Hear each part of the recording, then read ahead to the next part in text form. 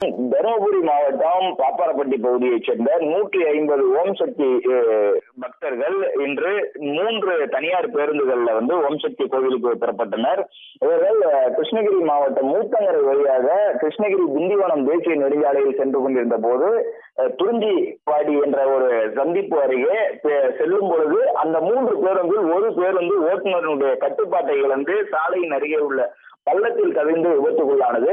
இந்த விபத்தில் பேருந்து முற்றிலுமாக குலைந்து போன ஒரு காரணத்தினால் பேருந்தில் இருந்த 52 நபர்களில் 40 பேர் காயமடைந்தார்கள், 20 பேர் படுகாயமடைந்திருக்கிறார்கள்.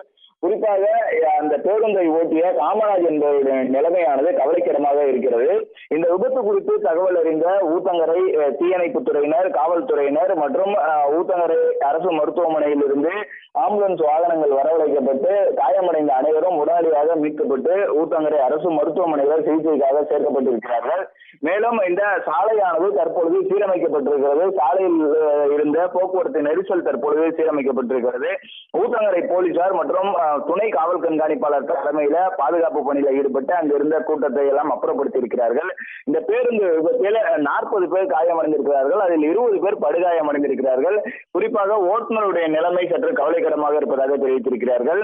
இந்த ஓம் சக்தி கோயிலை பொறுத்தமட்டில் தமிழ்நாடு மட்டுமின்றி கர்நாடகா, ஆந்திரா மாநிலங்களிலிருந்து ஒவ்வொரு ஆண்டும் ஏராளமான பக்தர்கள் இந்த கோவிலுக்கு செல்வது வழக்கம். அவ்வாறு வரக்கூடிய பக்தர்கள் பேருந்தில் ஆடலும் பாடலும் என கொண்டாட்டத்துடன் அதிவேகமாக இந்த பேருந்தை இயக்கி வருகிறார்கள்.